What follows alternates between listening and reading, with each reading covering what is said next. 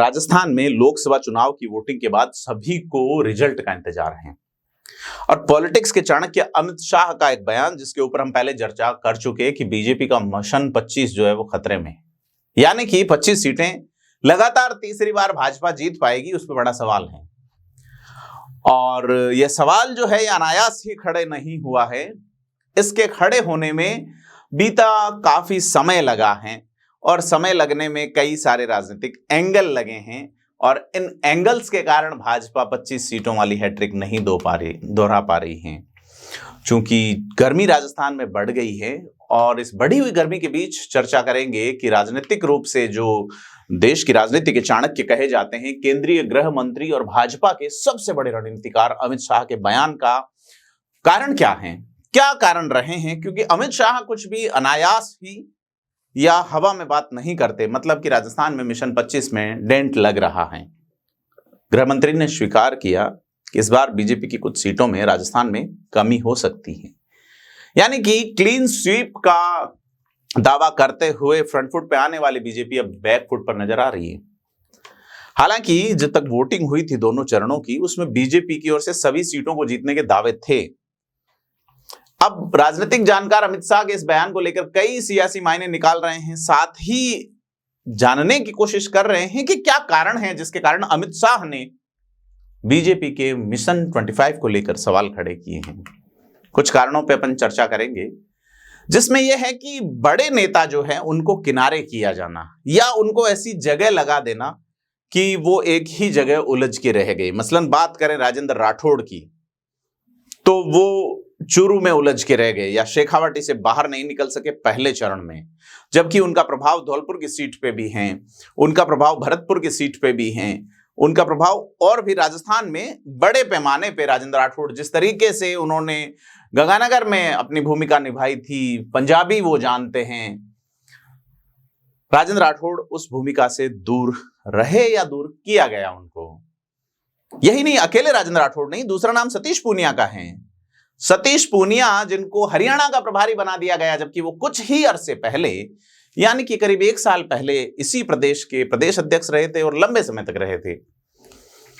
ऐसे में सतीश पूनिया की जो टीम है या सतीश पूनिया की जो पकड़ थी, उसका इस्तेमाल प्रभावी तरीके से भाजपा राजस्थान में नहीं कर पाई। उसके जिम्मेदार कौन रहा? सत्ता जो नई नई आई है या संगठन जो 1 साल पहले ही डिजाइन होना शुरू हुआ और अभी तक कोई प्रभावी आकार नजर नहीं आ रहा संगठन का।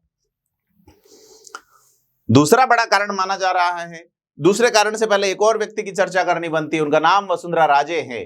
राजस्थान में बीजेपी जिसको चमत्कार कह रही है कि 2 बार भाजपा ने चमत्कार किया है और तीसरी बार तीसरा हैट्रिक लगाएगी, वो चमत्कार वसुंधरा राजे के नेतृत्व में हुआ था।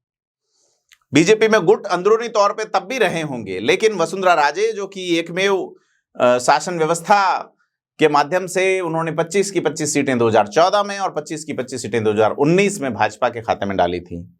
वसुंधरा राजे को किनारे किया जाना, उन्हें किसी तरह की किसी भी तरीके की कैंपेनिंग में भूमिका नहीं दिए जाने से भाजपा को सीधे तौर पे नुकसान हो रहा है। और इस नुकसान का अगर व्याख्या अमित शाह समय से पहले कर रहे हैं तो वो भी बड़ी बात नहीं है। दूसरा जो सबसे बड़ा कारण है वो है संगठन के जो मुखिया हैं वो चुनाव में कहीं प्रभावी नजर नहीं आए। मेवाड़ की एक आध या वागड़ की एक आध सीट छोड़ दें तो भाजपा के प्रदेश अध्यक्ष सीपी जोशी चित्तौड़गढ़ में उलझे रहे या कांग्रेस ने अपनी स्ट्रेटजी से उन्हें उलझाए रखा। बीजेपी के सिपह सालार होने के साथ साथ चित्तौड़गढ़ सीट से चुनाव लड़ने के कारण सीपी जोशी अन्य सीटों पर न तो पकड़ बनाए रख पाए और वो कुल मिला के खुद के चुनाव में उलझ गए। ऐसे में बीजेपी की रणनीति सीधे तौर पर प्रभावित हुए। जोशी अपनी सीट पर एंगेज रहे, इसके कारण वो अन्य जगह पर्याप्त काम नहीं कर पाए। न तो कार्यकर्ताओं के पास रणनीति के फीडबैक पहुंचे और न ही कार्यकर्ता जो है वो प्रभावी तरीके से कोऑर्डिनेट हो पाए, न रणनीति के अनुसार चल पाए। ऐसे में बीजेपी के लिए एक बड़े नुकसान का कारण यह भी है कि संगठन के मुखिया और संगठन के बीच में एक प्रभावी दूरी रही है और जिनके पास बीजेपी की कमान रही वो कोई प्रभावी असर नहीं छोड़ पाए। मसलन कि मुख्यमंत्री भजनलाल शर्मा की रणनीति जो है उस पर भी सवाल है। तीसरा जो कारण है कि क्या कारण है जिसके कारण अमित शाह जो है क्या वजहें हैं जिनके कारण अमित शाह कह रहे हैं कि मिशन 25 में डेंट है। बीजेपी ने राजस्थान में दिग्गज नेताओं को दरकिनार करके पहली बार भजनलाल शर्मा को मुख्यमंत्री बना के मैसेज दिया कि आम कार्यकर्ता को भाजपा बड़ा मौका देती। लेकिन भजनलाल शर्मा को मुख्यमंत्री बनाने के अलावा आम कार्यकर्ताओं के जो काम जो थे सरकार बनने के बाद, जिस तरीके से ट्रांसफर पोस्टिंगें हुई और तमाम चीजें, उसमें आम कार्यकर्ता को लगा कि ये सिर्फ एक मैसेज था, ये जो जन्नत की खिड़की खुली है इससे केवल हवा के कुछ झोंके फेंके गए हैं। और ऐसे में बड़ा सवाल यह है कि आम कार्यकर्ता के स्तर से आए भजनलाल शर्मा क्या एक प्रभावी रणनीति बना पाए? अगर वो बना पाए होते तो निश्चित तौर पे वो पूर्व मुख्यमंत्री वसुंधरा राजे को प्रभावी रिप्लेसमेंट के रूप में नजर आते, वसुंधरा राजे को रिप्लेस कर जाते, पॉलिटिकल रूप से भी और हिस्टोरिकल रूप से भी। लेकिन अब ऐसा लगता नहीं है। मुख्यमंत्री भजनलाल शर्मा ढंग से जम नहीं पाए। उनमें पॉलिटिक्स में जिस अनुभव का चाहिए, कूटनीतिक अनुभव, रविंद्र सिंह भाटी से चर्चा करने में वो प्रभावी नहीं हो पाए, राहुल कसवा वाले मामले को ढंग से डील नहीं कर पाए। तो ये तमाम चीजें रही हैं।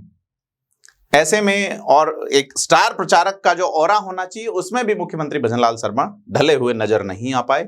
यही नहीं, चुनाव में जिस तरीके से सरकारी सिस्टम का इस्तेमाल पूर्ववर्ती सीएम करते रहे हैं वो भी उन्होंने प्रभावी तरीके से शायद नहीं किया। इसीलिए गृह मंत्री अमित शाह इस तरीके के आशंकाओं को जता रहे हैं। बीजेपी के मौजूदा सांसदों के खिलाफ एंटी इनकम्बेंसी भी बड़ा कारण है। लगातार, जैसे कि बड़े नेताओं की बात करें, अर्जुन मेघवाल के खिलाफ, गजेंद्र सिंह शेखावत के खिलाफ भाजपा कार्यकर्ताओं ने खुले तौर पे विरोध जताया। यही नहीं, टोंक सवाई माधोपुर के सुखबीर सिंह जौनापुरिया के खिलाफ पूरा आक्रोश देखने को मिले। बाबू सिंह राठौड़ की नाराजगी दूर की गई। बाड़मेर में कैलाश चौधरी के खिलाफ जाट समाज के नेताओं में जिस तरीके से कैलाश चौधरी उभर के आए, वहां कैलाश चौधरी के खिलाफ अदर जो कम्युनिटीज थी भाजपा नेता के चलते, वहां खासा रोष नजर आया। ऐसे में कांग्रेस का जो उम्मीदवार थे वो खासा प्रभावी अपने आप को साबित कर गए। तो यह बड़ा जो मामला रहा कि चुनाव प्रचार की कमान जो है वो पीएम मोदी, अमित शाह, जेपी नड्डा और राजनाथ सिंह के हिस्से रही राजस्थान में। लेकिन स्टेट लेवल के नेताओं का कोई चर्चा नहीं, कोई भूमिका नहीं। राजेंद्र राठौड़, सतीश पूनिया ढूंढते रहे अपनी भूमिका, और ऐसे में किरोड़ी मीणा ज्यादा प्रभावी नहीं हो पाए। वसुंधरा राजे का कोई वो बड़ा कद नजर नहीं आया यहाँ पे। और सबसे बड़ा कारण जो माना जा रहा है वो है कि टिकट वितरण में कई चूक हुई है। बीजेपी ने करीब 9 वर्तमान सांसदों का टिकट काट के नए चेहरों को मौका दिया, लेकिन यह माना जा रहा है कि बीजेपी ने टिकट वितरण में कुछ चूक की है। जैसे चूरू वाली सीट मान रहे हैं, लेकिन चूरू अगर बीजेपी जीतती भी है तो यह है कि आसपास की सीटों पे बीजेपी को जो काम करना था वो नेता चूरू में उलझ के रह गए। इसके अलावा टोंक, बाड़मेर, जोधपुर और नागौर जैसी सीटों पे कांग्रेस की जो सक्रियता है ये भी बड़ा है कि कांग्रेस ने बड़ा फूंक फूंक के कदम रखा।